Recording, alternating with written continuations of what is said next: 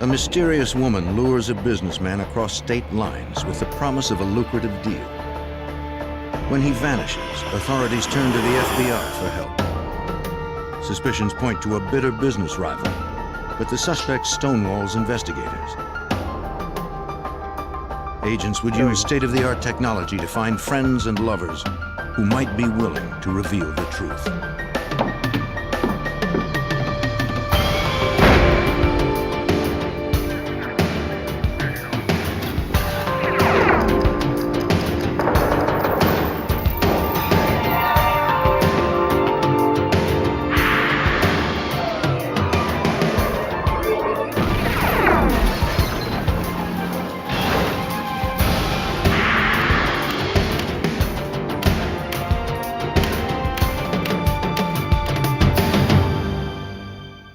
A wealthy businessman went to Florida to make one last deal before he retired, but he never returned home to his millions. Authorities examined who was closest to the victim and who stood to gain from his disappearance. But this time, conventional rules did not apply. I'm Jim Kallstrom, former head of the FBI's New York office. In a case that spanned the entire East Coast, agents would have to untangle a web of sex, money, and vengeance that led to murder. Newark International Airport in New Jersey. On Saturday, February 24th, 1996, Kiwi Airlines Flight 45 took off for West Palm Beach, Florida. 58-year-old Frank Black was on board. Black owned and operated a successful school bus and transportation company in Andover, New Jersey. Thank you. He had made millions and was on his way to Florida to meet a new industry contact. Black told his family and co-workers he would be home Monday in time for another meeting.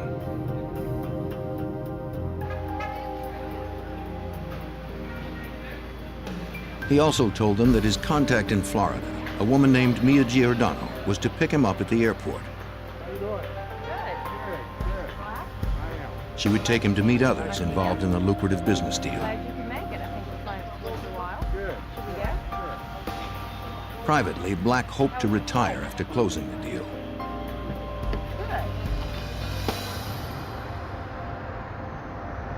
When Black failed to return on Monday, his family contacted the New Jersey State Police.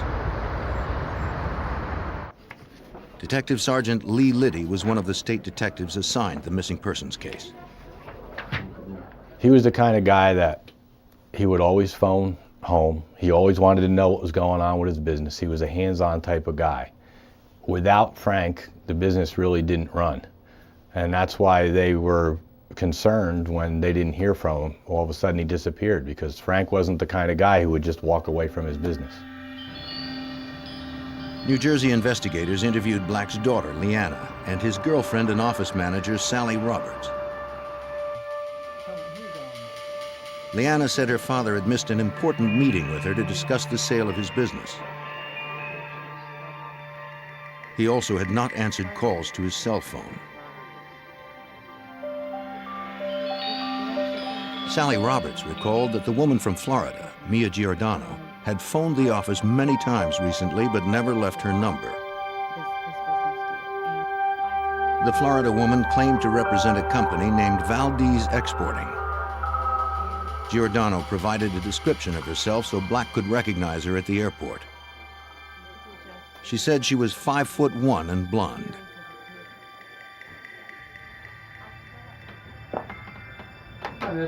A detective visited the travel agent who booked Black's trip. Traveling, is that correct? Yes, sir. Okay. The agent confirmed that Black purchased a one-way ticket to Florida. He didn't bother to rent a car since his contact had arranged to pick him up. Airline records corroborated that Black had boarded the flight. But he had not registered at any hotels upon his arrival in West Palm Beach.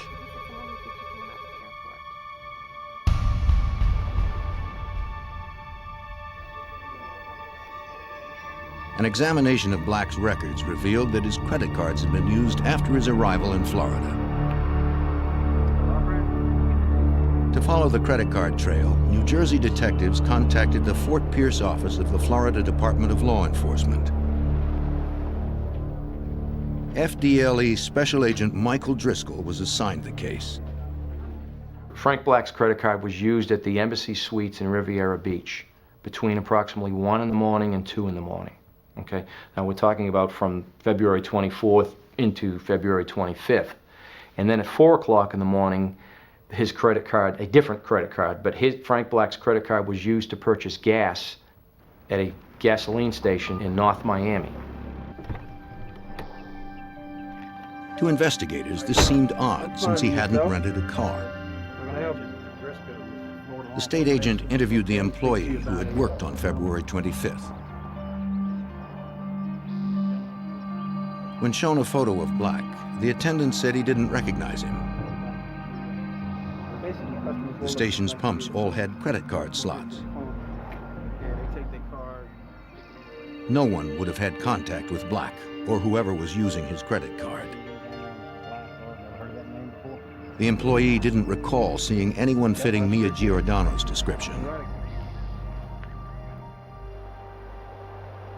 Driscoll contacted the Florida Secretary of State Corporation Division to get an address for Valdez Exporting, Mia Giordano's company. That looks real good. Okay, catch you later. Bye. He found no such company registered in the state. He also attempted to locate Mia Giordano herself. We did a very extensive search to identify any Mia Giordano in Florida, and we couldn't find any, I believe, any Mia Giordanos in Florida, or any that would even come remotely close. And we checked Florida as well as New Jersey, and with negative results. On March 1st, a detective from the New Jersey State Police traveled to Florida where Frank Black's trail ended. Nobody had heard from Black in 5 days. Detectives now believed the millionaire had met with foul play. Their most likely suspect, a woman calling herself Mia Giordano, was untraceable. Investigators' focus turned to the phone calls Black received on the days leading up to his trip to Florida. We obtained the phone records of Frank Black, which identified phone calls from a residence in Jupiter, and the residence in Jupiter was rented. It was a townhome rented by a girl identified as Lisa Costello. She wasn't blonde, but she was 5'1".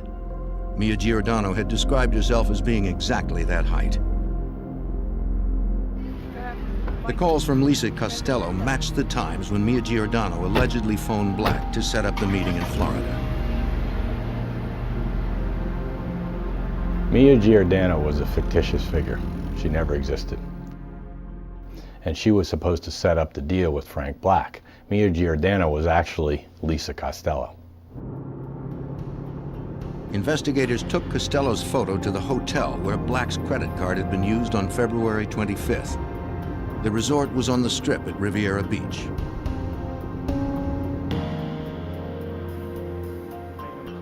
The state agent asked to speak to the clerk who had been on duty the morning in question.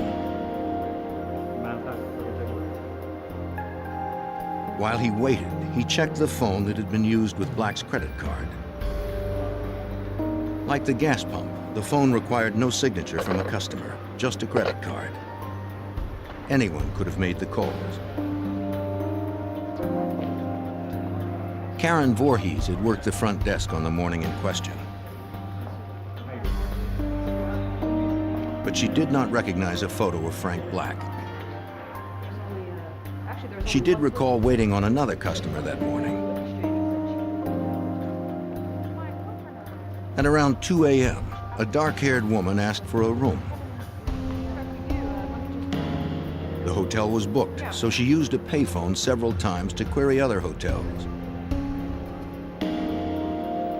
It was the same time Frank Black's credit card was used at the phone.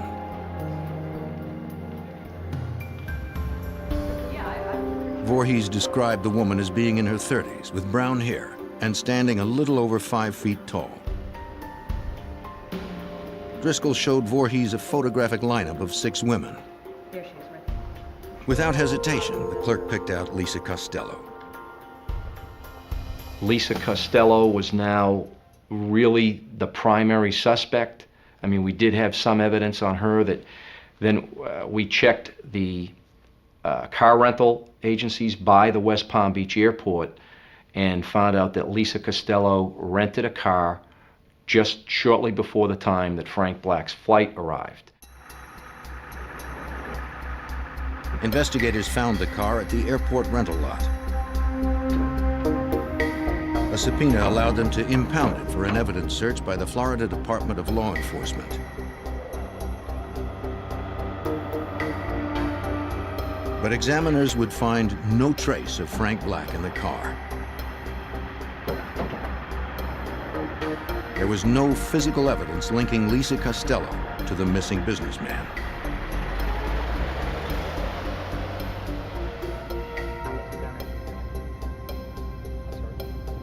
Florida investigators began covert surveillance on Lisa Costello.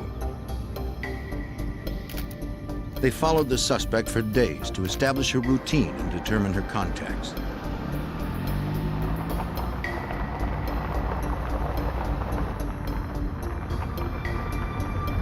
They soon learned that Costello was dating a man named Alan Mackerly.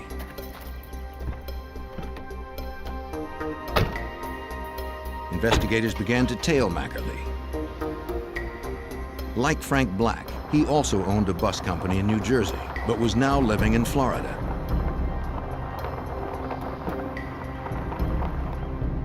The two men had known each other most of their lives. Over the years, Alan Mackerly and Frank Black built up a rivalry. The two bus companies are about 10 miles apart. So even though they each had their own contracts and their own business, they were always vying for the same contracts in the same business. Phone records indicated recent calls to Black from Mackerly's Florida home. This seemed strange since the two men were fierce rivals. Detectives went to speak with the manager of Black's bus company. Sally Roberts said Black and Mackerly used to be friends, but their business rivalry had made them enemies. She detailed the last time she had seen the men together.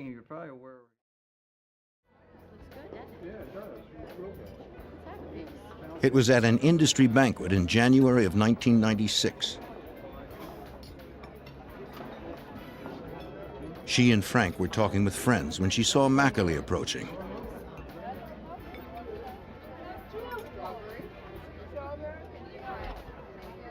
Angry that Black had stolen one of his major bus contracts, Mackerly threatened his rival. He said he was going to get him and put him under. That could mean put him out of business, and it could also possibly mean he was going to kill him someday. Black took the threat seriously. Afterwards, he wouldn't go to any meeting that Mackerly might attend unless he had someone with him. Investigators contacted Mackerly to ask him if he had seen or spoken to Frank Black recently. Mackerly flatly denied calling him in the days preceding Black's trip to Florida. Him denying that and us knowing phone calls have been made from his house to Frank Black's business obviously indicated something was wrong. Investigators believed that Mackerly and Costello had probably killed Frank Black, but they needed stronger proof. They turned to Assistant State Attorney Robert Belanger. One of the first investigative tools that the FDLE wanted to use was wiretaps. So you have to show a really compelling reason for listening to someone's telephone conversations. So we drafted those applications and orders and obtained an order allowing us to listen to Alan Mackerly's telephone conversations.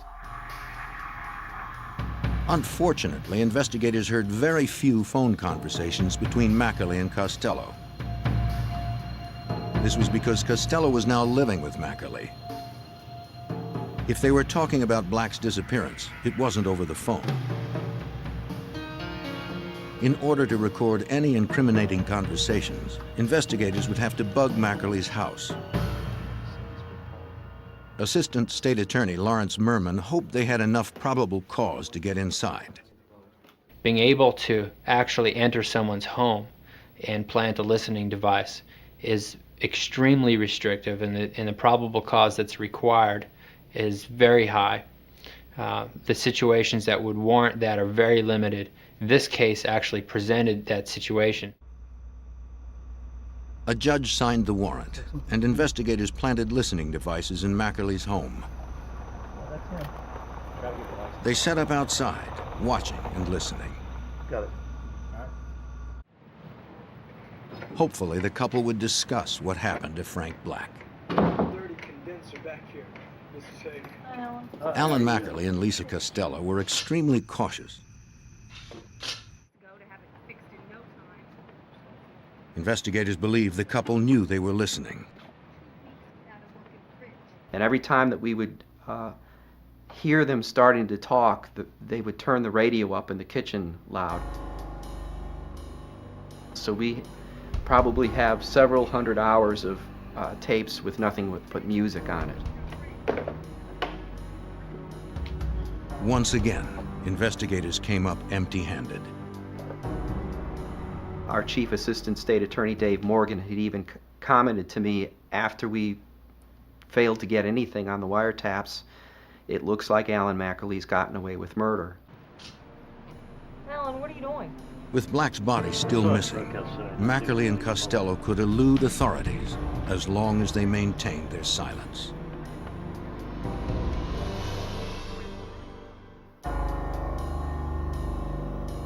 In June of 1996, Florida state agents believed that Alan Mackerly and his girlfriend Lisa Costello had murdered 58-year-old millionaire Frank Black. But investigators had little evidence against the couple, and Black's body was still missing.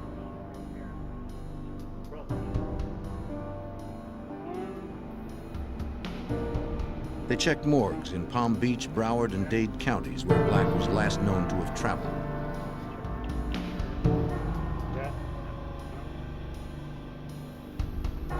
There were no unidentified bodies matching Frank Black's description.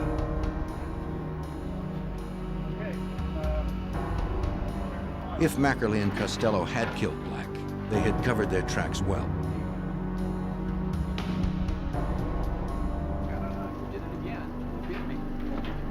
Florida Department of Law Enforcement Special Agent Michael Driscoll expressed his frustration to his friend FBI Special Agent Jay Miller.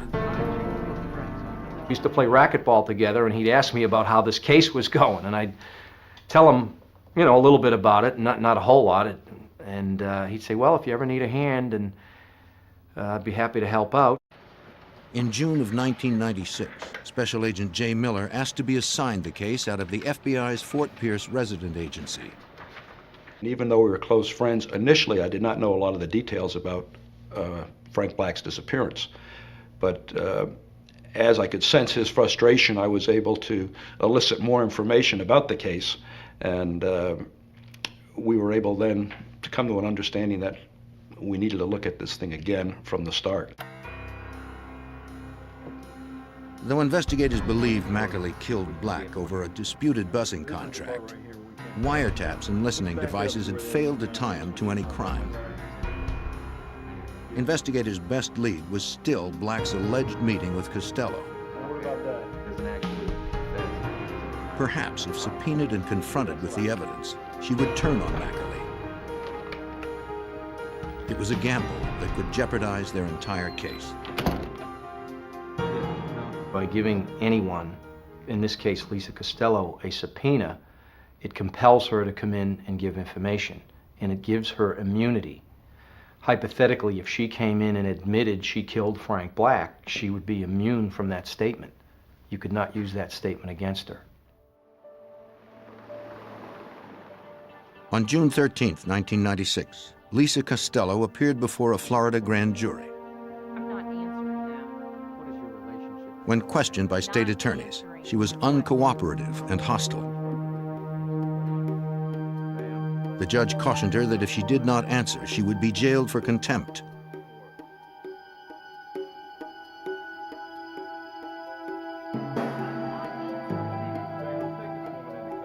Costello ignored his warnings. Investigators believed her refusal to cooperate confirmed she was involved in Black's disappearance. But it would take more than a hunch to solve the case.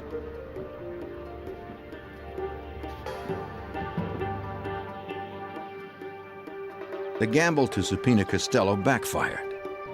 Now that Mackerly's closest ally was sitting behind bars, investigators had no potential witnesses to turn on the suspected murderer. Lacking further leads or physical evidence, the case against Mackerly might never make it to trial. Special Agent Michael Driscoll and his team were determined to keep this from happening.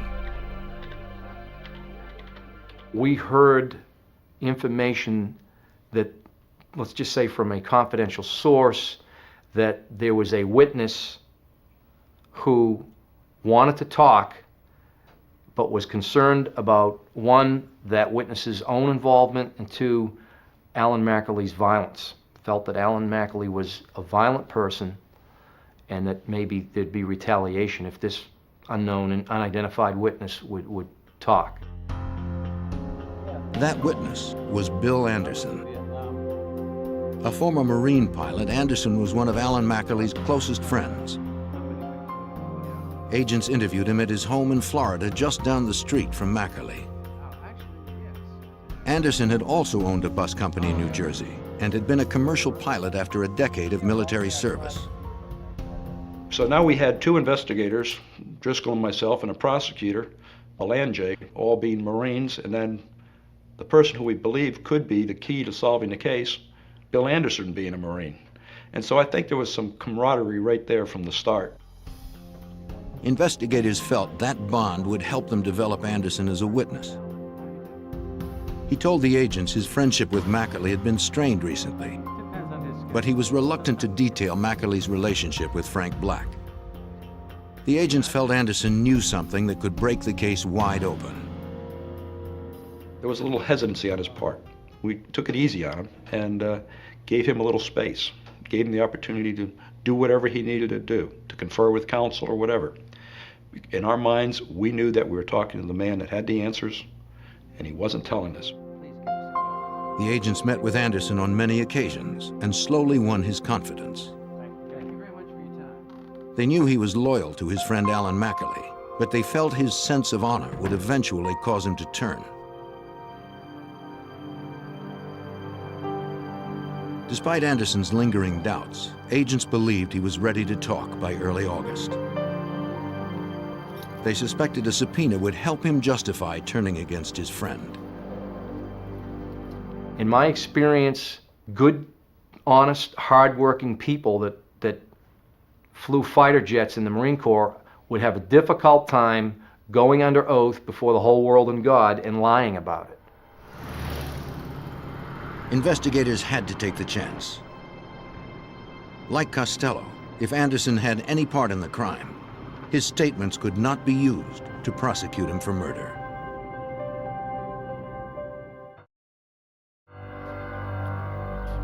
Five months after the disappearance of millionaire Frank Black, investigators had little evidence to support their theory that Black was murdered by his business rival, Alan Mackerly.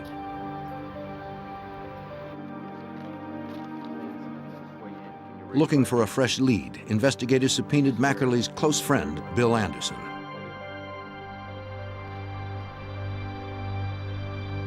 Anderson had been reluctant to talk, but after a month, the former Marine's sense of honor prevailed.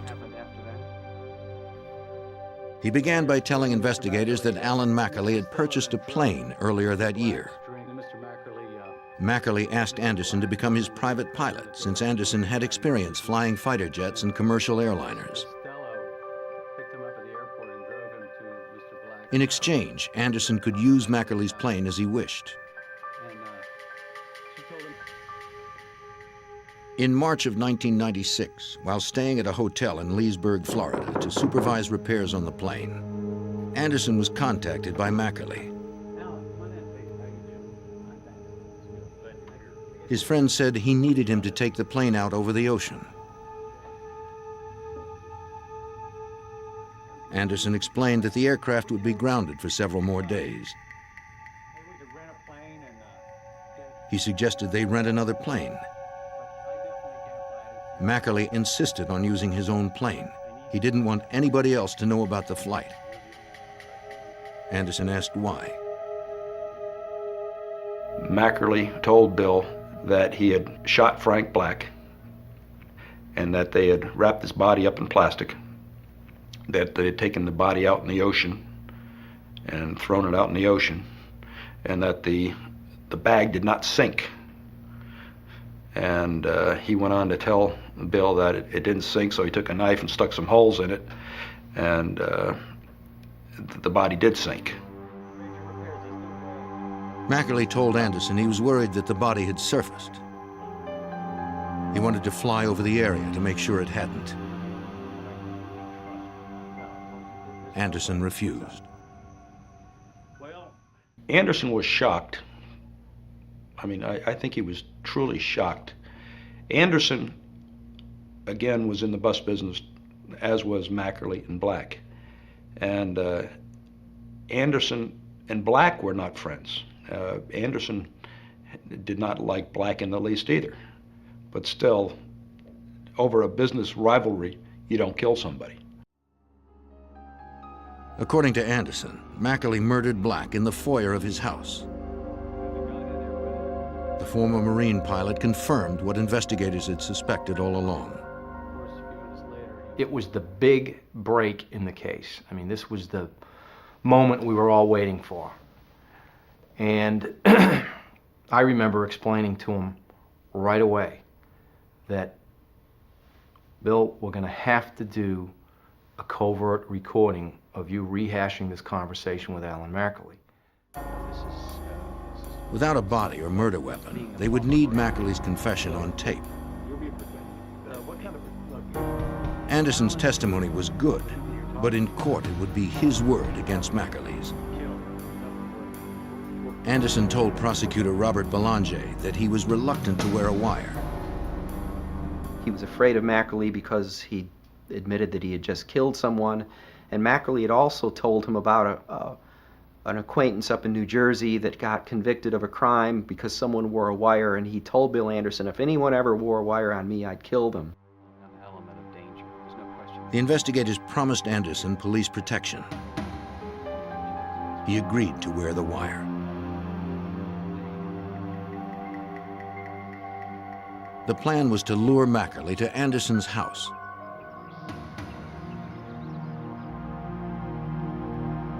You'll be okay, so don't worry about it. Yeah, this is confident. This is well concealed, so you don't have anything to worry about. FBI techs wired Anderson for sound and hid a video camera in the kitchen.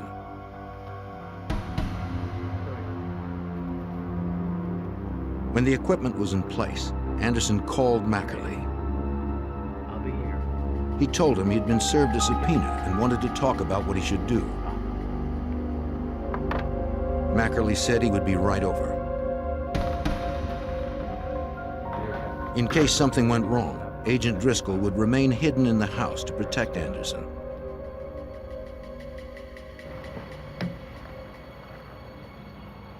When the team outside saw Mackerly approaching, they would radio Driscoll to hide. Yeah. Well, While waiting, investigators spotted telephone repairmen. Mackerly was paranoid about being bugged.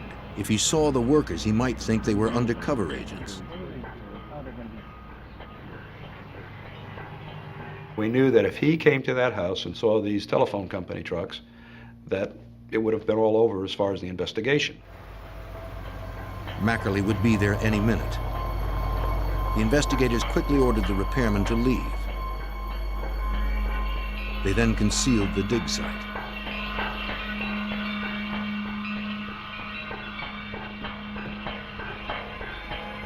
The investigators made it back to the car just before Mackerly pulled up.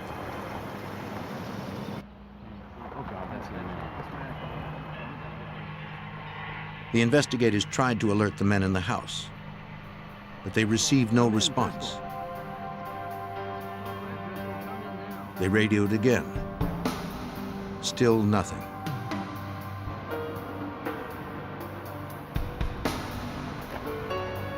They had no way to know if Driscoll had received their call.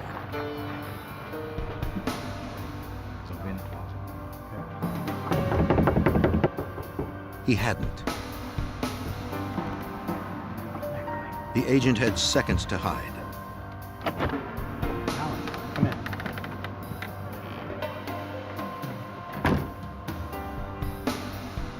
Anderson led Mackerly to the kitchen and sat down at the table as planned. He showed Mackerly the subpoena. Mackerly was hesitant to talk. I mean, he wouldn't talk loudly. He was pointing to the walls and saying, no, whispering like this, no, nobody knows. Whispering so that he couldn't be heard in Anderson's house. Not that he suspected Bill Anderson, but because he expected that the police were everywhere. They were.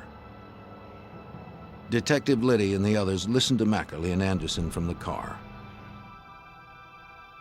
They had a discussion about what Bill Anderson was to testify to and whether or not Bill Anderson should lie for Alan Mackerly. Bill Anderson even asked Alan Mackerly that if he did refuse to testify and was put in jail, if Alan Mackerly would come forward and then tell the truth, and Alan Mackerly assured him that he would. Mackerly didn't want to continue talking in the house. He led Anderson outside. Told anyone else what you've told me? No. This whole thing was supposed to take place at Bill Anderson's kitchen table and no place else. And so when you heard Alan Mackerly say, "Let's take a walk," we were concerned that he was walking Bill Anderson out somewhere to eliminate him. You told anyone else what you told me? No, nobody. The property was large lie, and covered with very dense good. foliage. Will you come? They could have walked anywhere. But Mackerly unknowingly walked Anderson close to the surveillance team. My car is parked only a matter of probably 80 or 100 feet from Mackerly and Anderson. And we could hear distinctly on the transmitter their footsteps as they walked through the gravel, and they walked closer to my vehicle with very little coverage concealing my vehicle. Four of us sat there frozen in our car wondering, is this whole thing going to be blown because he's going to see us? Their wish you'd never case told and me. their cooperating witness were in jeopardy. I'm sorry. I apologize. If the investigators were discovered, they might not be able to protect Anderson from Mackerly's rage.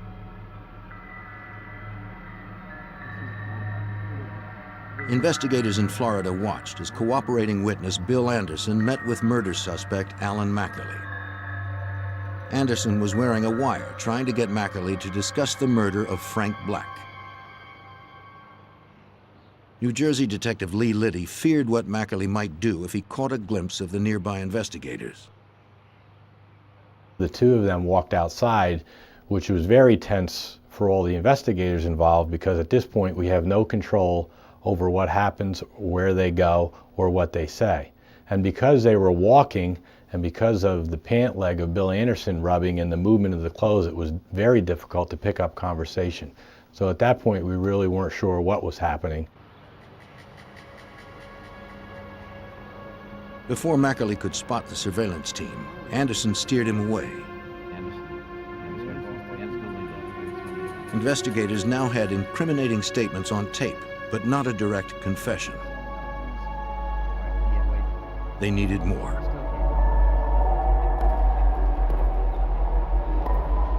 Mackerly's alleged accomplice, Lisa Costello, remained in jail. She had been charged with contempt of court 3 months earlier for refusing to honor her subpoena. Agents would seek information from her friends to increase the pressure on the hostile witness.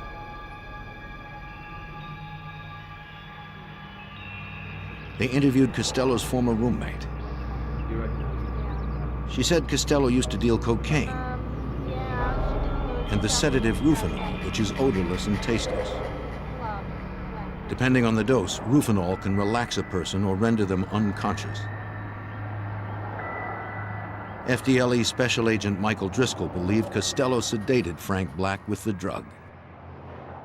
We suspected, matter of fact, from day one, that at some point Lisa and Frank Black may have gone to dinner or for drinks, and she was able to do that. Because Frank Black would not willingly or knowingly go into Alan McNeil's house.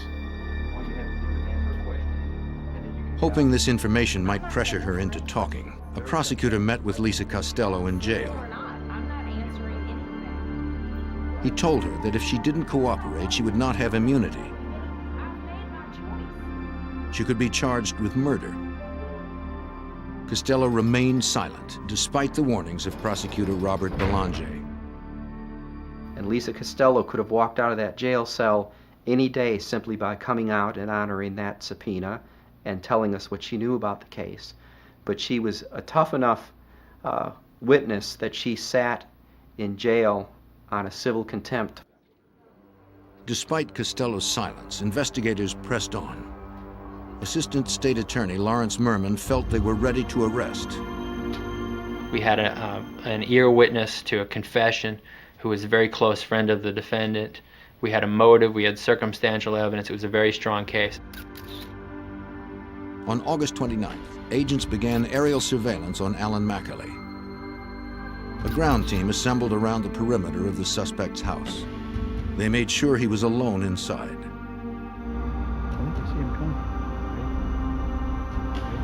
That evening, the arrest team positioned themselves by his door. They would wait until he emerged to take him down in the open. Hold him right there! Hold him right there! When he stepped out with his dog, the team struck.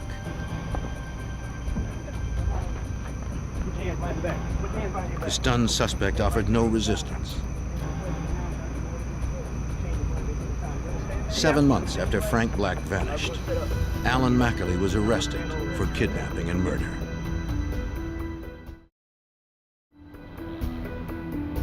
With no physical evidence, prosecutors prepared for a difficult trial. When McNeil's arrest hit the news, they received a call from a man with information on the case. The man agreed to give a statement. Robert Sanadazian was Alan McNeil's son-in-law.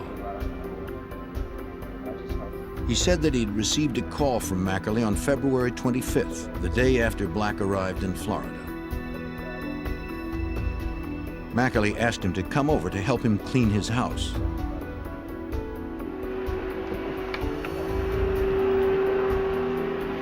When Sanadazian arrived on Monday, February 26th, he saw that McNeil and Costello had already begun major renovations in the foyer.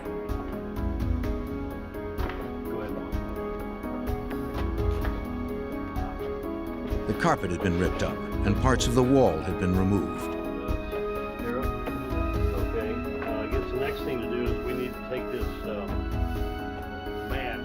Sanadazian told prosecutor Robert Belanger that McNeil explained why.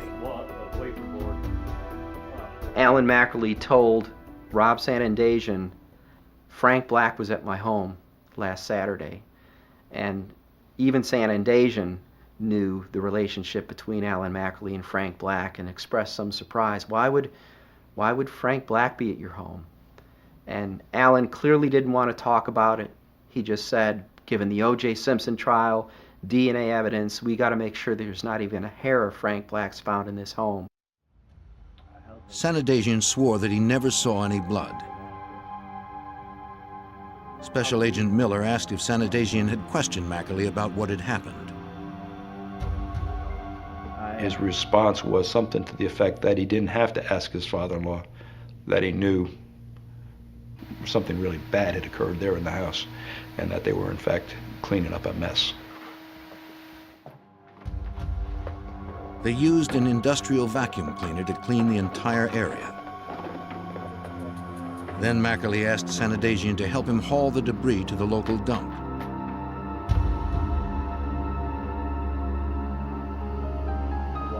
Sanadazian told investigators that he and McNeil discarded sheetrock carpeting and even the vacuum cleaner in the Martin County landfill. His statement corroborated Bill Anderson's story. Anderson told us that McNeil had told him that he had killed Frank Black in the entry to his house. And now we had Sanadazian telling us that immediately after Frank Black's disappearance, he was summoned to that house to do a remodeling job or a makeover of the foyer area right where Anderson states Mackerly said he shot Frank Black. In the middle of August, an evidence recovery team arrived at the landfill. Based on records, investigators were able to determine where the items were likely dumped 6 months earlier on February 26th. The recovery team searched for anything that could be traced back to Mackerly's home. For 3 hot days, investigators scoured a specific area of the landfill. The landfill management was able to determine by the date exactly where it was. And it was in a spot that was actually feasible and possible that we'd find it. So we did that. We got the equipment with the sheriff's office, crime scene, and so forth, and we dug it up, and we found carpeting that we believed was from Mackerly's residence. Investigators found portions of sheetrock and a vacuum cleaner that matched the description Sanitasian had given. They brought the items to the Florida Department of Law Enforcement Forensics Laboratory for analysis. Despite their strong suspicions, lab analysts were unable to conclusively match any of the items to Mackerly's house. Technicians also processed Mackerly's foyer and retrieved traces of what appeared to be blood. Unfortunately, DNA markers found in the samples could not be exclusively matched to Frank Black's DNA. It was another dead end. Investigators still had no physical evidence. Agents pressed on, continuing to build a strong circumstantial case for State Prosecutor Belanger by further corroborating Sanitasian's story about the cleanup. The FBI went to Walmarts and Kmarts and got receipts where Alan Mackerly was buying bleach and Comet and cleaning supplies and trash bags and duct tape and all the tools and implements he needed to clean up a crime scene. Just before trial, investigators received disturbing news. Martin County Jail inmates claimed that Mackerly had hired someone to kill Bill Anderson. Mackerly knew that if he could prevent Anderson from testifying, prosecutors would have to drop their case. Early in 1997, murder suspect Alan Mackerly was held without bond for the murder of Frank Black. While he was behind bars, investigators learned he had ordered the murder of witness Bill Anderson. As of that point, the security for Bill Anderson tremendously increased, and we began making arrangements to have Bill and his wife go into the Federal Witness Protection Program. Mackerly's would-be hitman would not be a reliable witness in court, so attempted murder-for-hire charges against Mackerly were dropped. Alan Mackerly's trial began on January 20th, 1998. Even without the victim's body, Florida State Prosecutor Robert Belanger was confident in the case. There's case law going back to Old England where murderers have been prosecuted without a body successfully, and the courts have said that we don't reward people because they successfully disposed of the body. You can still prove death through circumstantial evidence like any other fact in a case, by person's habits and routines, by the fact that they didn't pack for a long trip, by declarations of intent, I'm going to go to Florida. All these things combined demonstrated pretty conclusively that Frank Black was dead. Nevertheless, that is a source of frustration. Mr. Mackerly told me The prosecution's main witness, Bill Anderson, recalled what he knew about Frank Black's murder. Prosecutors filled in the gaps and detailed the events of February 24th, 1996, the last day Black was seen alive. Mackerly's lover, Lisa Costello, picked up Frank Black at the West Palm Beach airport that evening.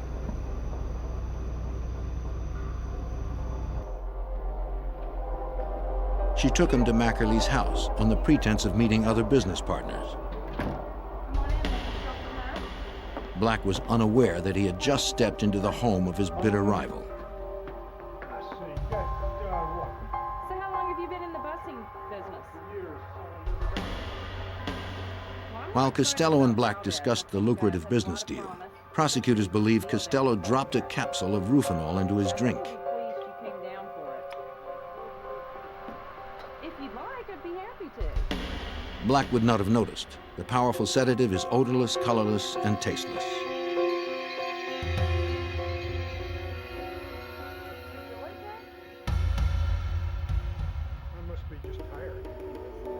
The two talked while Costello waited for the drug to take effect.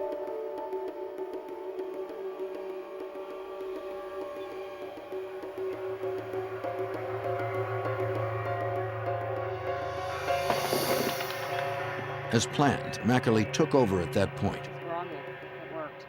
Get his wallet. He had Costello remove Black's wallet. Hey, why don't you go get change? Later, they would use his credit cards to create a false trail for police. Black was powerless due to the heavy sedative. Finally in control of his rival, Mackerly's hatred boiled over. In the foyer, he put a gun to Black's head.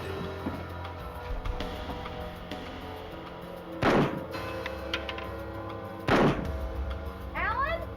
Alan! Mackerly had to get rid of the evidence. He wrapped the body and murder weapon in plastic. Using one of his power boats, he would later dump the body about 16 miles offshore. Took the body out about 20 miles. Anderson testified that Mackerly said he had to stab through the plastic in Black's body several times to get it to sink. He then returned home to finish cleaning up. He tore out anything that had been stained by blood or human tissue. Using bleach, they scrubbed the entire area clean.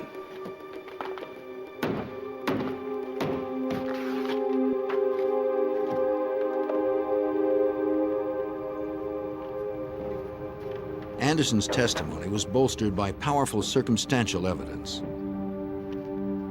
Phone calls linking Mackerly and Black, Robert Sanadesian's story of the cleanup, and covert recordings from Anderson's house. Thunder will rise. How do you find the defendant? It was enough to convince the jury. Guilty as charged. On February 4th, 1998, they found Alan Mackerly guilty of kidnapping and murder.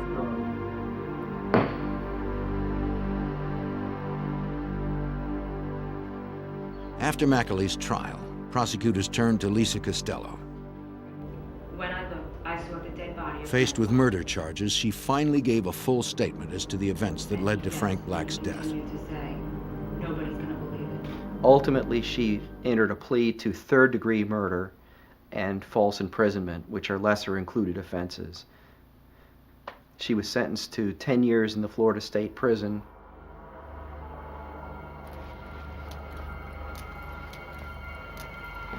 An appeals court overturned Mackerly's kidnapping conviction, finding that Frank Black traveled to Florida on his own volition. But the murder conviction stood. Alan Mackerly was sentenced to life without the possibility of parole. Although Frank Black's body has not yet been recovered, his killer, Alan Mackerly, will never go free.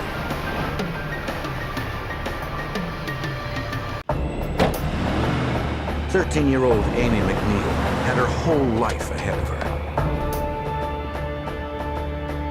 But when she was kidnapped on her way to school, her future was in peril.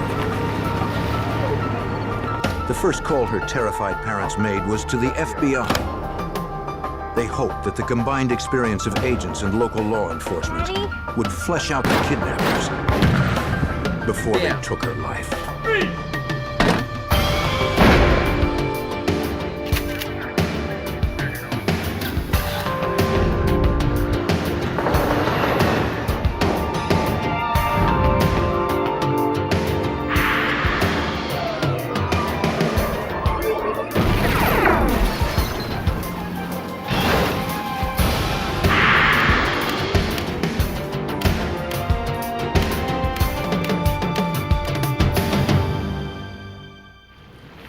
Wealth has its rewards, but it also brings its dangers.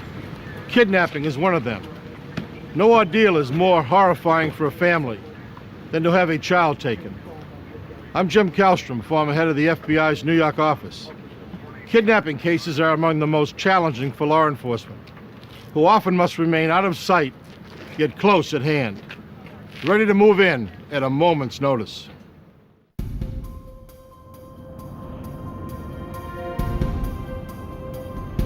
About 20 miles south of Fort Worth, Texas, lies Alvarado, a small town in rural Johnson County. A few wealthy residents found Alvarado a safe haven away from the state's urban centers. The McNeils were among them. They lived as one of the area's most prominent families, partly from the return that Mr. McNeil made by selling an early design of the handheld calculator. At 7:15 a.m. on Friday, January 11th, 1985, they began their day having breakfast together, as was their usual routine. Amy! Afterwards, their teenage son would drive himself and his 13-year-old sister, Amy, to school. Darling. Please be careful out there today. Come on. Bye, Amy. On the way, Amy and her brothers stopped to pick up their cousin as well. He and his family lived in a separate house on the McNeil estate.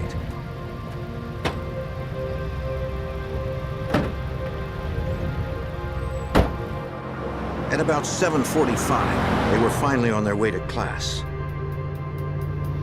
Then, from behind an abandoned truck, a sedan pulled out across the road, forcing the teenagers' Jeep off to the side. A gunman jumped out of the car and approached the Jeep. He demanded that Amy get into the sedan. The blonde-haired man warned her brother not to contact the authorities. He would call the family in a short while with his demands.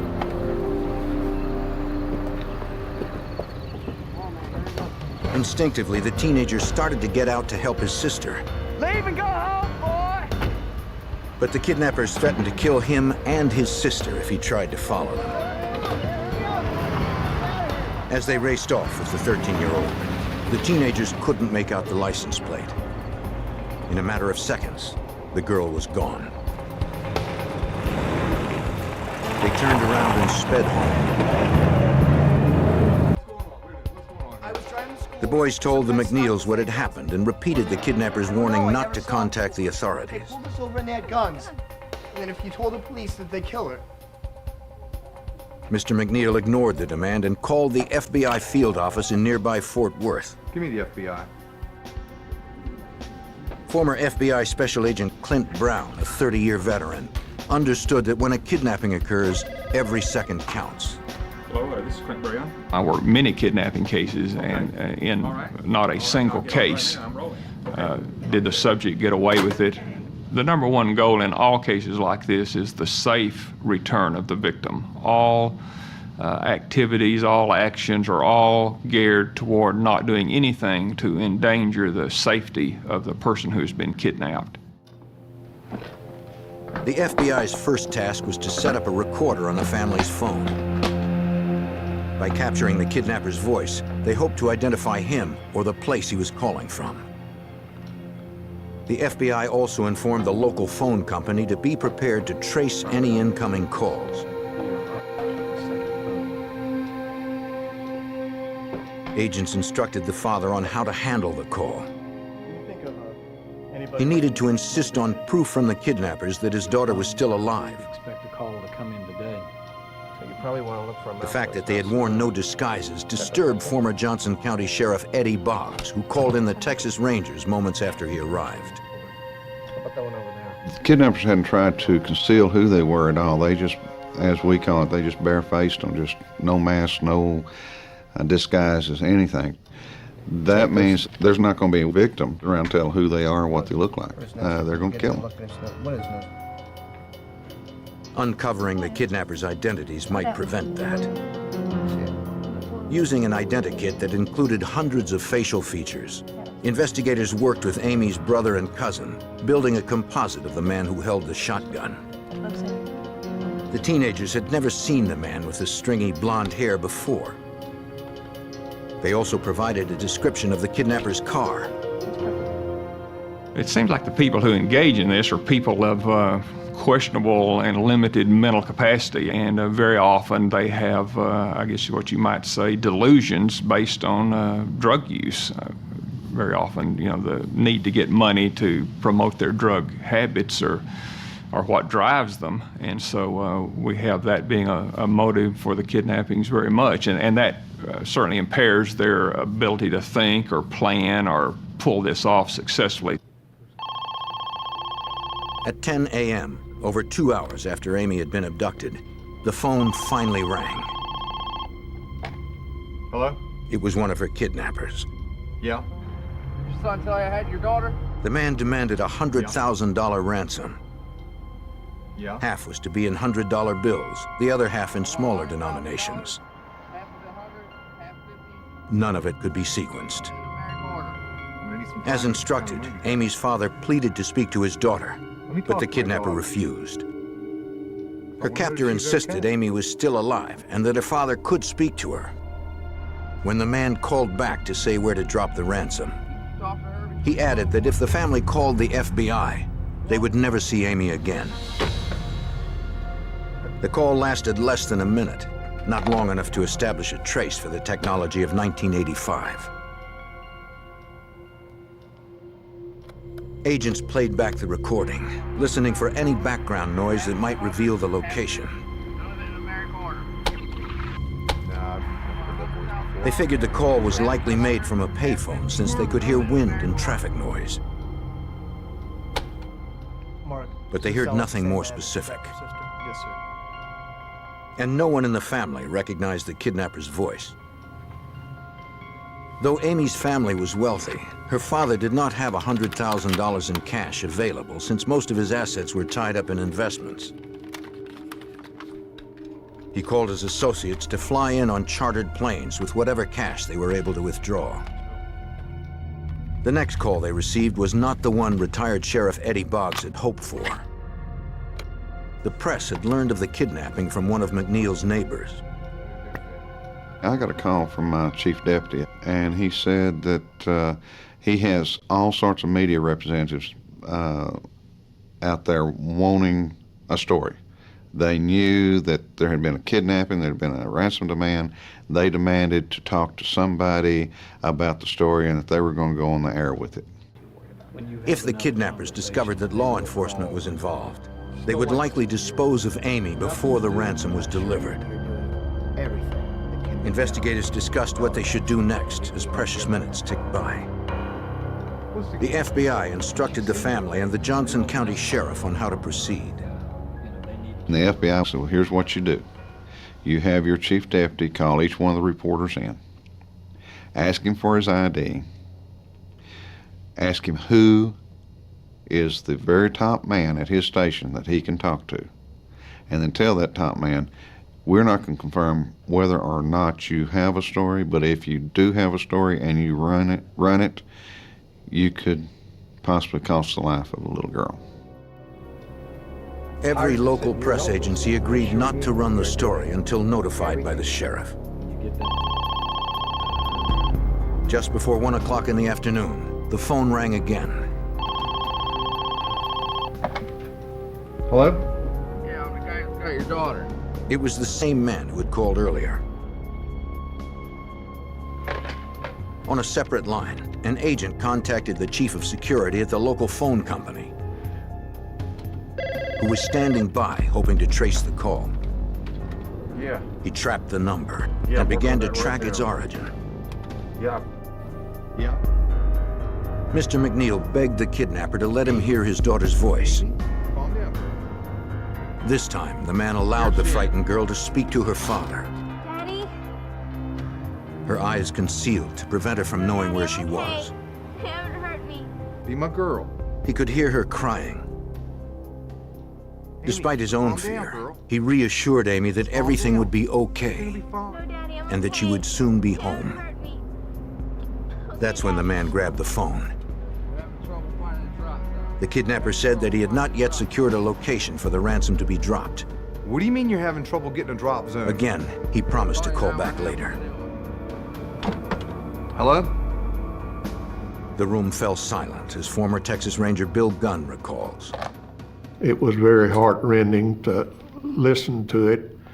She was frightened, and of course Mr. McNeil was frightened. The conversation was very short. Mr. McNeil encouraged her to keep her upper lip up and remember who she was. And that was the end of the conversation. They hoped the trace would be successful. That's the hardest part, correct? The security chief reported that the call had originated from outside the phone company's calling area. And since the call had been terminated, it would be impossible to trace it through the neighboring system.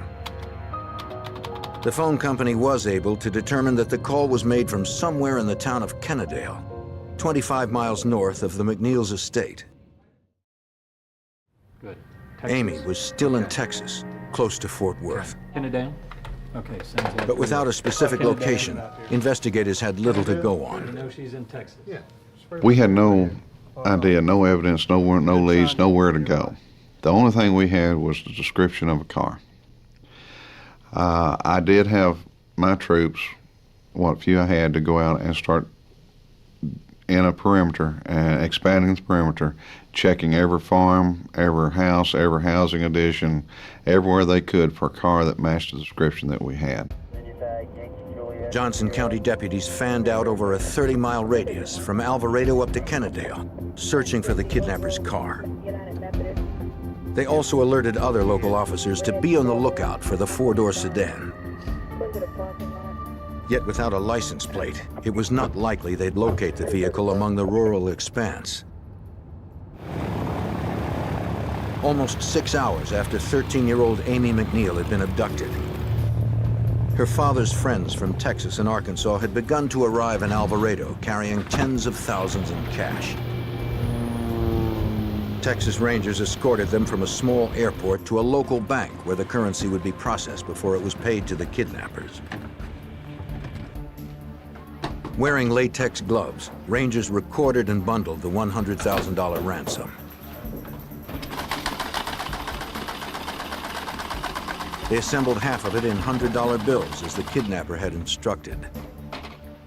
Another $50,000 was compiled from smaller denominations.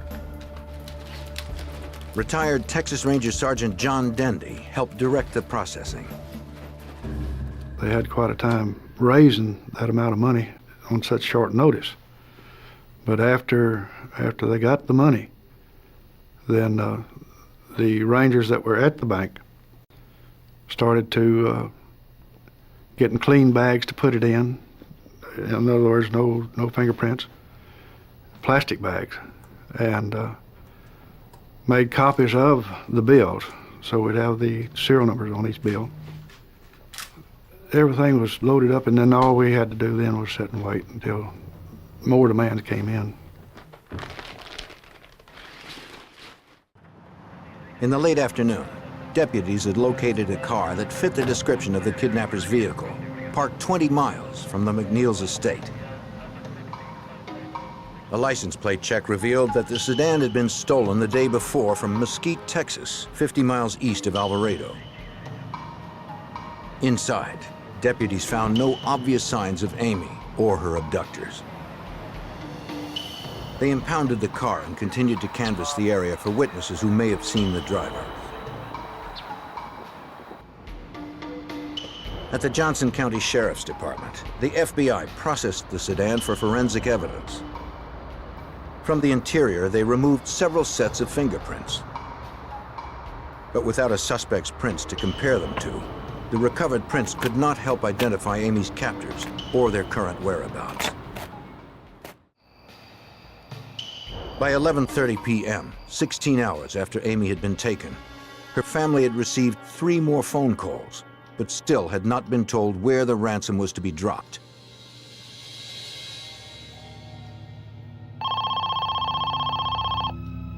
They hoped this would be the call that could secure Amy's release. Hello? It was the same man who had called earlier. Yeah? Once again, the phone company initiated a trace. Yeah, I'm working on it right now. Amy's father told the kidnapper that he had the $100,000 prepared as the man had requested. No, I don't want to do this tomorrow. But the caller said that it was too late. All right, The ransom drop he had in mind was at least 200 miles away from Alvarado. There's the gas station. No. By the time Mr. McNeil reached the location, it would be light, too risky for the kidnapper to take a chance on being seen. No, I don't. The father pleaded to make the exchange tonight. No, I can't wait till tomorrow. The man refused. He said he'd call back tomorrow to make the arrangements. We didn't think they would let us have her back alive, you know, in good shape. We had no idea what they'd done to her in this period of time that they'd had her. Agents waited for word to see if the trace had been successful. Yeah. No, it wasn't long enough. It had not. No. Couldn't get a trace. Once again, the phone company had failed to secure the kidnapper's location. All right, thanks. Investigators could only hope that 13-year-old Amy McNeil would survive the night and eventually be reunited with her parents. By 5 p.m. on Saturday, January 12, 1985, a day and a half had passed since 13-year-old Amy McNeil had been kidnapped on her way to school in Alvarado, Texas. One of several unidentified kidnappers had called Amy's wealthy family 7 times. He demanded $100,000 in unsequenced currency, but had not told the McNeils where to drop the ransom. Though the kidnapper had also warned Amy's family not to call the FBI, Mr. McNeil had done so and was joined by several agents, a dozen Texas Rangers, and the Johnson County Sheriff's Department. Her abductors had promised to call again at 5 p.m. with the location of the ransom exchange and to confirm that Amy remained unharmed. Despite the agonizing wait, former Special Agent Clint Brown and his team wasted no time in preparing.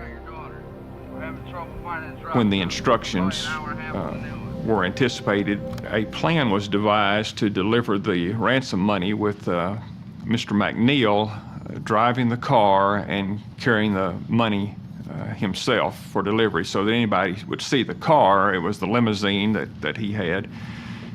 They would assume he was in the car by himself. Actually concealed in the car would be 2 FBI agents. The agents also outfitted Mr. McNeil with a mini cassette device to record any conversations he may have with the kidnappers if they should approach his limousine. The interior of the car would be wired as well, and the 2 concealed agents would be heavily armed. At 5:10 p.m., the kidnapper called again.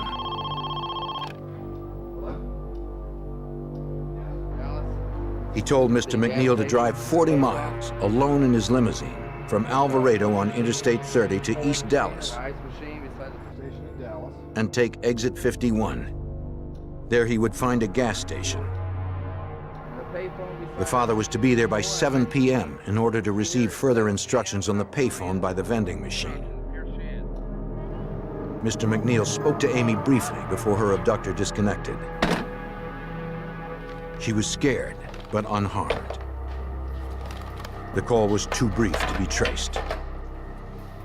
As planned, a contingent of FBI, Texas Rangers, and Johnson County personnel would follow McNeil's car at a distance. The team would be fully equipped, as retired Texas Ranger Bill Gunn remembers. We got all of the assets available, tracking devices, aircraft. We had a tracking device on Mr. McNeil's car so that if we lost contact with it on the ground, both aircraft could receive it. Amy's father promised his wife that he wouldn't come home without their daughter. He was fitted with body armor and provided with a sidearm in the event the kidnappers attacked him. The 2 agents with him would be armed with shotguns and semi-automatic pistols. They checked their radios to make sure they could be heard by the follow team. You guys okay back there? Check 1, check 2. Retired FBI Special Agent Rod Kicklighter was assigned to ride in the limousine and advise the concerned father. I recall one of our main instructions to him was not to let himself be taken hostage. And we talked through that quite a bit. He was to deliver the money, and we would then take over, try to effect the arrest, but he was in no way to get involved himself. McNeil got the go-ahead to leave for the gas station in East Dallas, 40 miles away.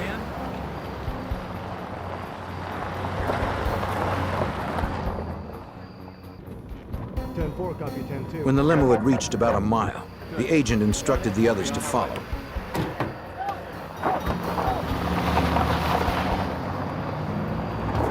Since the kidnapper had provided a specific route to the Dallas gas station, former Ranger Sergeant John Dendy and the others feared that the kidnappers could be surveilling the limousine as it traveled.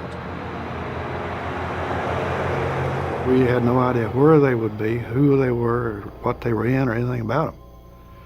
And in order for them not to become suspicious of any of us, we kept a good distance behind the car. As the stretch crossed county lines, the Rangers radioed ahead to local authorities. They informed traffic patrols not to stop the speeding unmarked cars and provided license plates for their vehicles.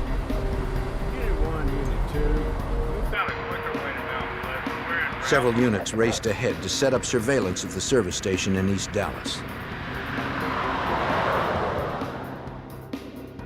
While most maintained an outside perimeter, one team held a distant view of the payphone.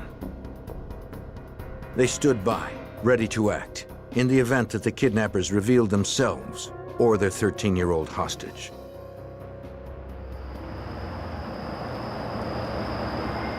Agents reported that the limousine had just reached exit 51. The phone had begun ringing at exactly 7 p.m. when Amy's father rolled into the service station. What? Okay, hold on. It was the 8th call he had received from his daughter's kidnappers over the past 34 hours. The man did not give the father the news he had hoped for. He told Mr. McNeil to take Interstate 20 east to Tyler, Texas, almost 100 miles from Dallas. At the US 69 exit, he would find another gas station, where he'd receive another call at 9:20 on the payphone outside.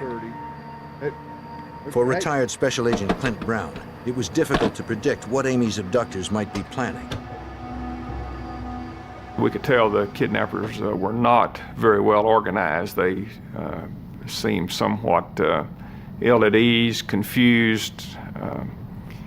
Some of their plans seemed to change. They didn't seem to have a clear idea of where the money was to be delivered, and so they even appeared to be stalling at times, trying to formulate a workable plan that they thought they could use. So it did not appear that they had thought this out very well at all. At the second gas station in Tyler, Amy's father was directed to drive to a third one in Longview, 40 miles further east, by 11 p.m. From there, he was ordered to drive 60 more miles north to a fourth gas station in Mount Pleasant, Texas. Precisely at midnight, he'd receive another call at the payphone outside. By now, investigators had covered over 180 miles, traveling for well over 5.5 hours. They hadn't anticipated the long trip, and 2 surveillance aircraft were forced to turn back to refuel in Dallas. Despite their frustrations, the team was determined to outlast the kidnappers. We had no idea what they were going to do next.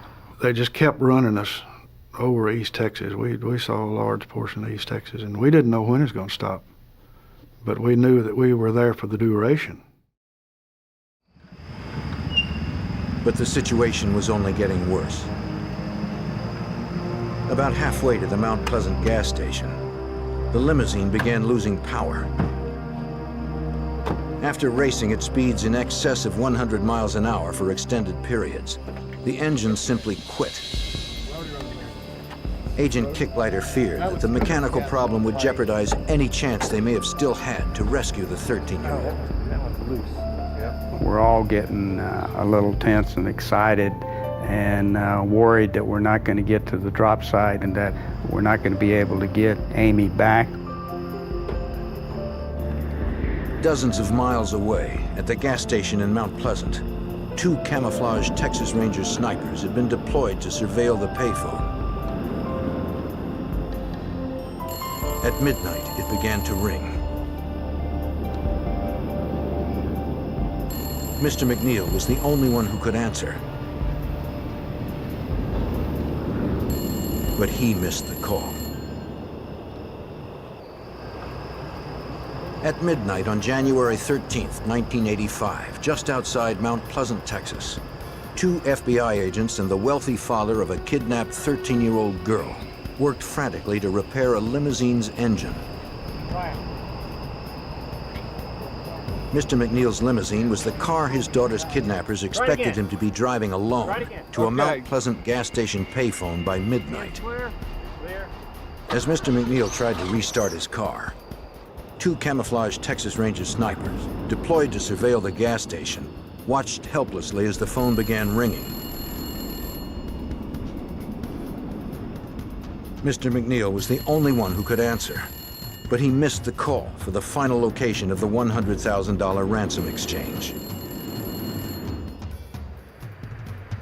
Patrolling the desolate roads around the gas station in Mount Pleasant, the support team was informed that Mr. McNeil had finally found his car's difficulty, according to former FBI Special Agent Clint Brown. The car that Mr. McNeil was riding in began to develop electrical problems. Apparently the alternator wasn't keeping the battery charged up, and so as time went on, the lights began to dim and he began to have trouble with the electrical system of the car.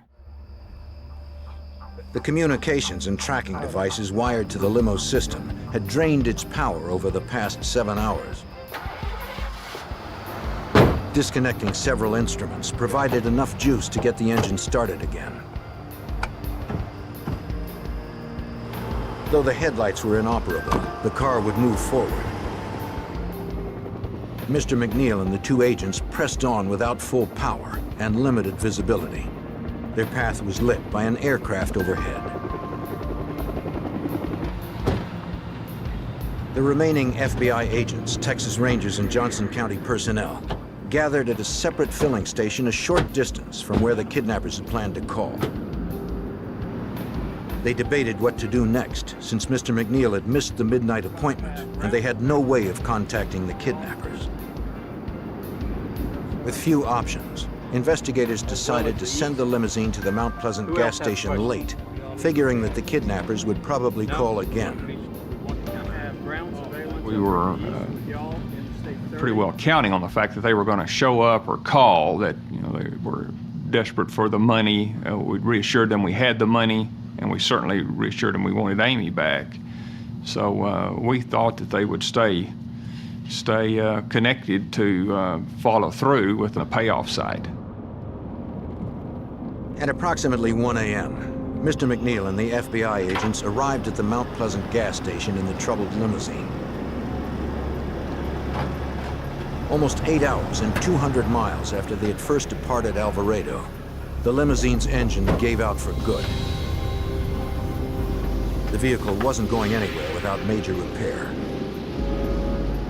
They could do nothing more but wait in the chilly night and pray that the kidnappers would contact them. Due to the fact that we had to drive very slowly in the limousine, we were late getting to the drop site, approximately an hour. We were somewhat concerned about that, but we set up to wait by the drop site. Texas Rangers kept watch, remaining hidden in the field across from the gas station. The fate of 13-year-old Amy McNeil remained unknown. Then, at 1:15 in the morning, the payphone started ringing. As investigators had suspected, one of the kidnappers called back, eager to get the ransom. He claimed that Amy was still alive, but refused to let her speak. Worst still, former Texas Ranger Bill Gunn and his team learned that the assailants had likely spotted the heavy presence of law enforcement on the desolate roads. They started out telling him that he had brought the police with him, and they were very unhappy with that. So they finally told him to bring the money to a motel in Mount Pleasant. And at that time, he informed the man, the kidnapper, that he could not move the vehicle again. It was dead. And the man told him on the phone then, they said, well, we're coming after the money, and we've got plenty of guns, and there better not be any police officers around. The father remained resolute, despite his fear of what the kidnappers may have already done to his daughter. He grabbed the ransom bag and stood outside so his daughter's captors could see him as they approached. Agents hidden in the limousine readied themselves for an armed confrontation. Retired Special Agent Kicklighter realized a mistake now could cost lives. The exchange of a ransom during a kidnapping is always one of the most critical elements of the investigation. In this case, you don't want someone else to be hurt or taken hostage and be another victim of a kidnapping. Hours passed in the cold January night. The Rangers stayed alert, protecting against an ambush. On the road circling the gas station, investigators saw no sign of vehicles approaching the ransom drop. See anything out here? By 3 in the morning, 2 hours after the kidnappers had called, it looked as if they weren't going to show. The Texas Rangers, Johnson County deputies, and the FBI considered what their next move should be. It was decided that they were not going to come, and so the whole surveillance and monitoring situation was called off in anticipation we're going to have to start again the next day on Sunday. Agents in the limo received word of the decision to regroup until daybreak. Mr. McNeil insisted they stay. But investigators convinced him that at present, there was nothing more they could do for his daughter. Money, if nothing else, right? Mr. McNeil was upset that yet another night was going to pass without a resolution to getting his daughter back. He had done everything that they had told him to do, so there was a great deal of disappointment. A car came by to pick up McNeil and the agents.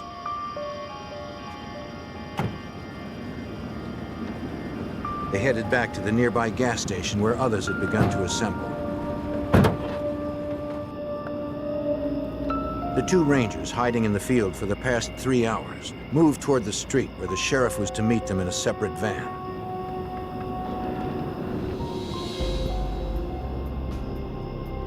As they approached, an unidentified vehicle cruised by their position. It was filled with a group of men and a young girl who headed towards the interstate. Buick southbound. The Rangers called for units. Need somebody to pick them up. As they watched those believed to be the kidnappers speed off into the cold Texas night. At 3:45 a.m. on January 13th, 1985, 2 Texas Rangers believed they had spotted the kidnappers of 13-year-old Amy McNeil racing away from the ransom drop point in Mount Pleasant, Texas. Copy me, command post, copy. They alerted all available units in the area. High rate of speed, En route to collect the Rangers, the Johnson County Sheriff heard their call and saw the suspicious vehicle on the highway. He gave chase, but the sedan easily pulled away from the lumbering van that former Sheriff Eddie Boggs was driving. My van being as slow as it was, they outran me like I was standing still. There wasn't any way I could keep up even within sight of what was going on, because that chase was going over 100 miles an hour. It was unbelievable. Despite his best efforts, the sheriff lost the car and returned to the makeshift command post to provide a detailed account. Amy's life was now in even greater jeopardy since there was no question the kidnappers knew law enforcement was in the area. Then a call came in from the remaining aircraft.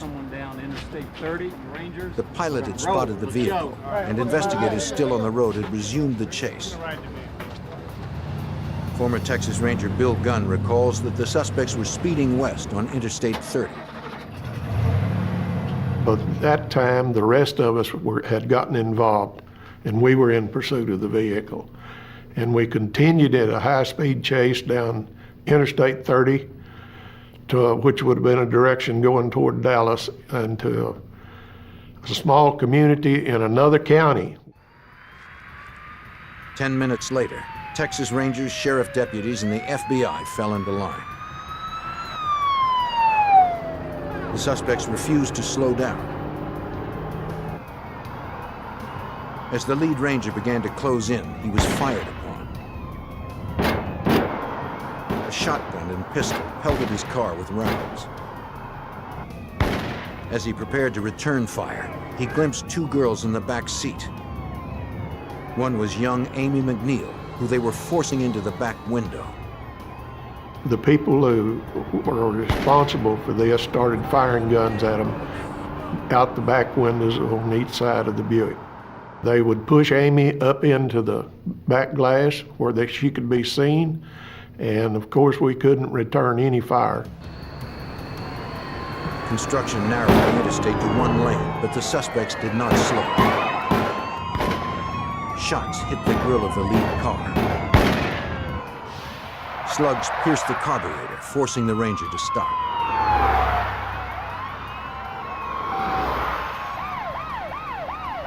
The chase continued at high speeds through 3 Texas counties before the suspects exited into the small town of Saltillo, Texas.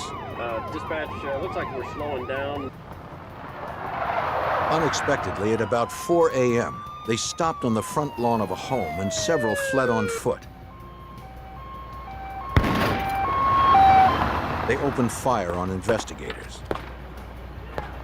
2 gunmen barricaded themselves behind a van parked in the driveway, while a third disappeared behind the house. None of the officers on the scene were wearing body armor. When I first got out of the car, I could see this man standing in front of the van. Now, this is Sunday morning at 4 o'clock, and no moon as far as I can remember.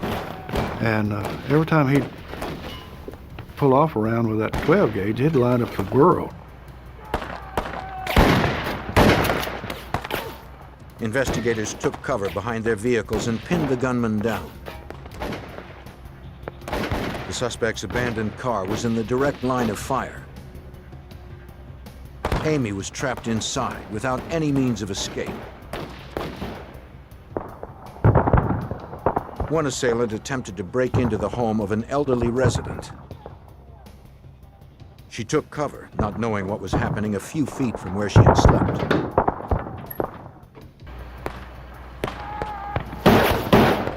As the firefight raged on, investigators knew that they had to somehow get to Amy McNeil before it was too late. At 4 a.m. on January 13th, 1985, the FBI, Texas Rangers, and Johnson County sheriffs exchanged gunfire with the kidnappers of 13-year-old Amy McNeil. After being held for almost 2 days, Amy remained trapped inside her captor's vehicle with a female assailant on the front lawn of a farmhouse in Saltillo, Texas. Ranger Sergeant John Dendy was one of several who braved the hail of bullets. I could see one of them behind the front wheel of the car, and that's what I was mainly shooting at. I didn't have any other place to go. And the only thing I knew to do is shut them down. And the only way I'm going to do that is to hit one of them. Several miles away in another vehicle, Amy's wealthy father was accompanied by the Johnson County Sheriff and an FBI agent on their way to the scene. They could do nothing more but hope and pray that the 13-year-old would survive the battle. Sheriff. Go ahead. As the shooting continued, a Johnson County Sheriff's deputy moved towards the suspect's car, as Ranger Bill Gunn recalls. One deputy sheriff ran from the vehicle that he arrived in over to the kidnapper's vehicle, and she asked him if he was a police officer, and he said, yes, ma'am, and she just really grabbed hold of him then and hung on. The deputy handed the frightened girl to a ranger who took her out of harm's way. They ran back to the road where more backup arrived.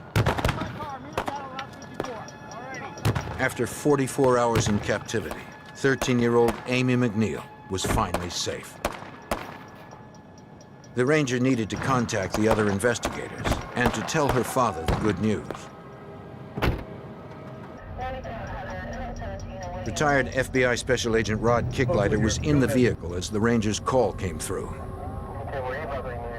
It seemed like hours before we finally got the confirmation that Amy was safe.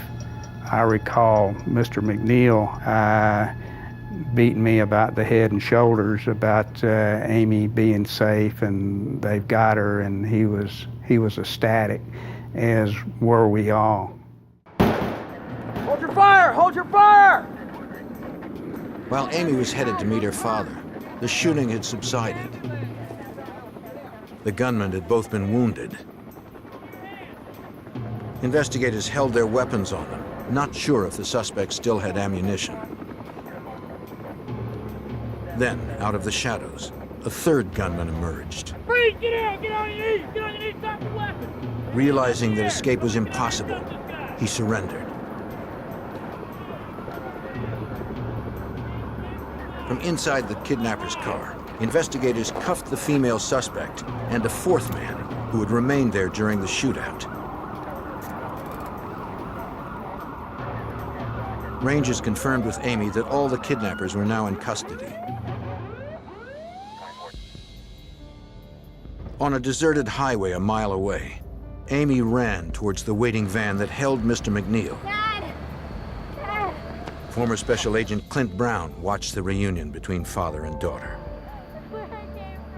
Everybody was pretty emotional. You know, we all had kids and daughters and such, so we were pretty emotional just watching that reunion, and everyone was so happy that it had turned out so well that we all shared in that excitement and joy of her being recovered safely. No one but the suspects had been hit by gunfire. Both were ex-convicts and high on methamphetamine at the time of the shooting. The elderly resident was also examined. She had survived the ordeal with only frayed nerves. A license plate check on the kidnapper's car revealed that it had been stolen in Dallas the day before. Investigators also figured out why the suspects had stopped their vehicle when they had. We never could understand why they turned in at this particular house, but we found out later they'd run out of gasoline. 34-year-old James Foote, who had made the initial ransom calls, had previously worked for Mr. McNeil and had hatched the plan to kidnap Amy. For using a weapon in the commission of the crime, he was convicted of aggravated kidnapping and attempted murder and was sentenced to life in prison. 27-year-old Michael Mills, who had made the remaining calls, was likewise convicted of aggravated kidnapping and attempted murder, receiving life. The other assailants, 21-year-old Daniel Neckar Jr. and 21-year-old Thomas Barnes, were convicted of the same charges and also sentenced to life. The 18-year-old woman who was with them was charged as the men were. She had only met James Foote a few days earlier before the kidnapping had occurred. The woman was scared when the men brought the 13-year-old into the house, but stayed to prevent Amy from being abused by them. Amy later confirmed that the 18-year-old had protected her, according to retired Johnson County Sheriff Eddie Boggs. She was only given a 10-year probated sentence per Amy's request. The female accomplice really didn't know what she was getting into at the time whenever she joined them, because this They had already been using dope for several days steady before she got involved in it. And it was just she got involved in something she couldn't get out of. 6 months later, on July 4th, 1985, Foote was transferred from the state penitentiary to the Johnson County Jail to face additional charges. Authorities had traced the weapons he used in the kidnapping to the armed home invasion of a Dallas man. Foote was also indicted in Arlington, where he had attempted to kidnap the child of a wealthy developer days before he took Amy. Outside, in the blistering Texas summer, the prison guard agreed to retrieve a water hose to cool down the inmates. When he left, Foote climbed over the 8-foot fence. He made it under the barbed wire. Seconds later, the kidnapper disappeared into the nearby woods. That evening, the Johnson County Sheriff faced the difficult task of informing Mr. McNeil that his daughter's kidnapper had escaped to where no one knew. Deputies would be stationed outside the McNeil home as long as Foote remained at large, fearing that the convict might seek vengeance on the family. Mr. McNeil immediately offered a reward for any information leading to Foote's recapture. A few days later, a call came in to Sheriff Boggs that seemed promising. James Foote had a cousin that lived up close to Paris, Texas, that called in and said that he knew where he was and had been in contact with him. And that cousin also had some criminal charges pending on him and was willing to make a deal. Okay, guys, we're going to be entering. Foote had been hiding in the cousin's Paris, Texas home, 170 miles northwest of the prison. Gain access to the property. Johnson County deputies prepared for the assault of the single-story dwelling. Over here. This is your living room area. They readied themselves for another armed confrontation. As promised, the cousin made certain that Foote was inside at home for the arrest to take place. Deputy Sheriff, freeze! Get your hands up and see your This hands. time, there would be no shootout. Sheriff deputies captured Foote without incident. He was returned to prison, where Foote will spend the rest of his life.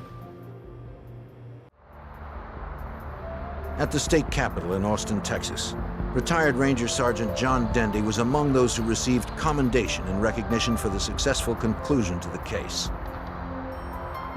Going to Austin, talking to the governor, getting a commendation. The fact that I knew that I had had something to do with saving this beautiful little girl's life was worth more than anything else they could do. That made everything worthwhile. All the 36 years that I spent in law enforcement, that was the top. Because law enforcement responded quickly and did not relent, Amy McNeil was reunited with her family and friends, thankful for the determined officers and agents who answered the call.